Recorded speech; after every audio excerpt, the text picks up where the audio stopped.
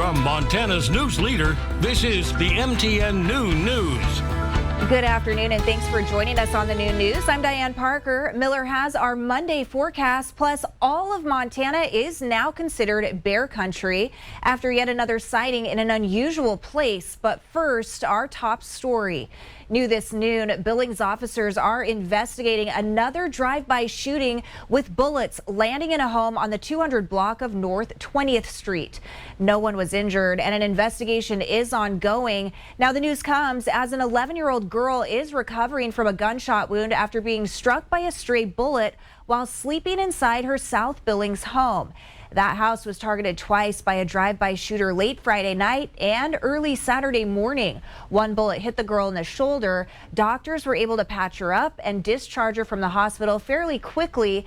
But the grandmother who lives in the home and raises the victim and 3 other grandchildren tells us the family is pretty shaken up. As soon as I heard that, I tried to get up and run to her room, but my grandson was already down there, and then he just took her to the hospital right away. She's so shooken up right now and, she's scared. But I told her to keep praying.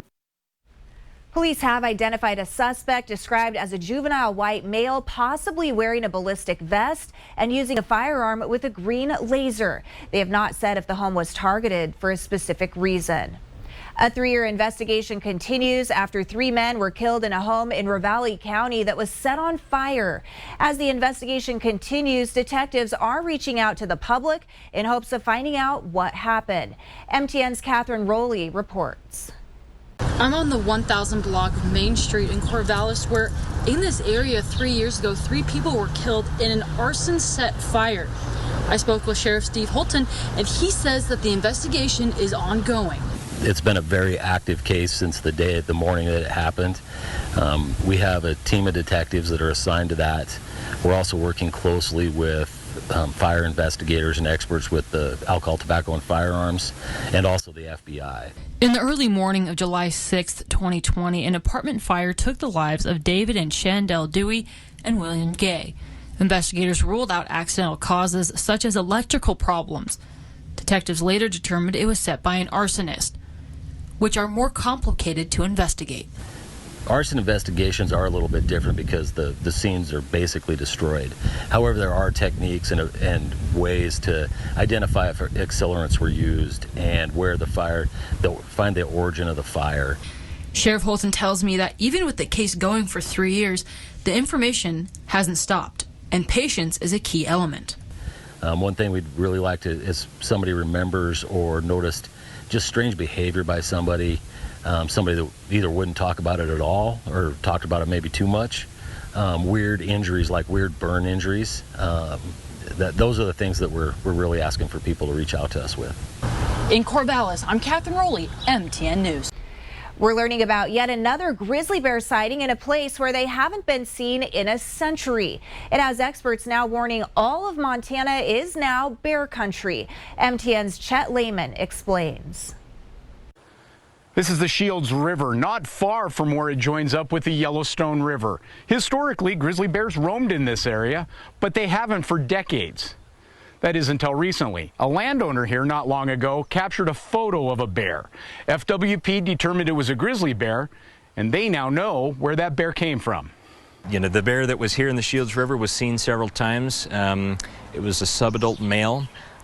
We were able to obtain hair samples of this bear and submit them for genetic analysis.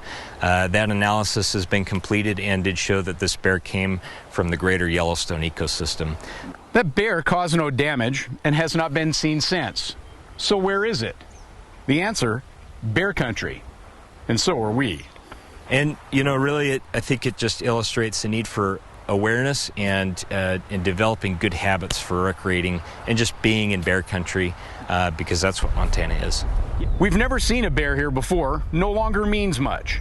And that means we all need to take a new approach to this landscape, meaning anywhere in Montana, basically west of Billings.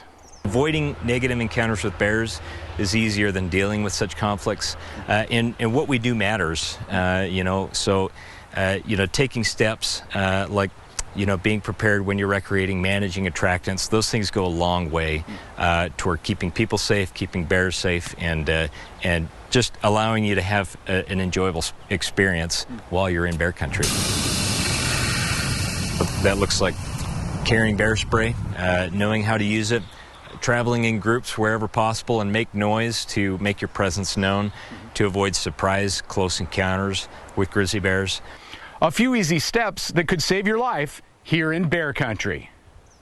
In the Shields River Valley, Chet Lehman, MTN News. An Idaho mother is expected to be sentenced today in a bizarre case that gripped the nation.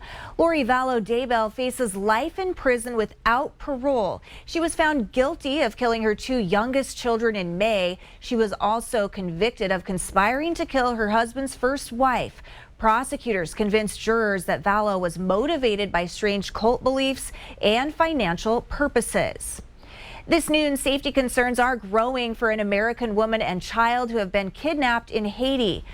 Alex Doransonville worked for a Christian humanitarian aid organization. She and her son were reportedly abducted last week while serving in their community ministry. The Biden administration says they're closely monitoring the situation and working with Haitian authorities. And that's a look at some of the day's top stories.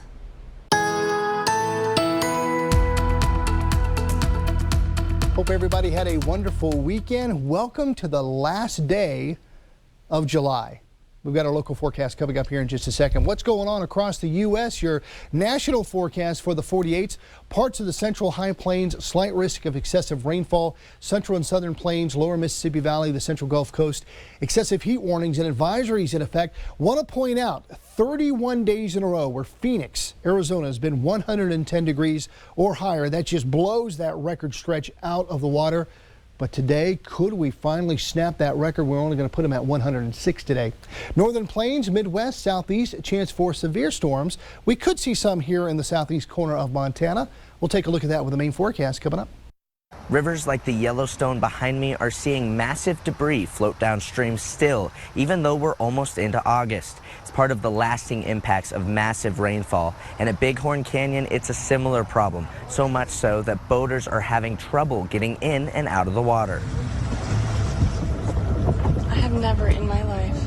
This is what it looked like for the Fuller family when they tried docking their boat at Yellowtail Dam last weekend. It was unreal. Honestly, it was crazy. For longtime boater Angela Fuller, it was something she'd never seen before. I mean, there's always wood when we go to Yellowtail. There's always some element of driftwood, but I've never seen it completely blocking one side of the boat dock, let alone the entire boat loading dock. So it felt just otherworldly. Fuller says it made getting in and out of the water a major challenge. That was wild. There were like literal tree logs that were up underneath our boat, and so my husband had to hop in the water and was pulling out trees from underneath our boat. What that really comes down to is the increased rain that we had this June. Yellowtail Dam Division Manager Christopher Curtis says the massive rainfall in June gave them no choice but to hold the water, bringing the water level up higher than in years past. This year was very unique. We had a lot of water coming in, and we have to hold that because it would just do a massive amount of damage downriver.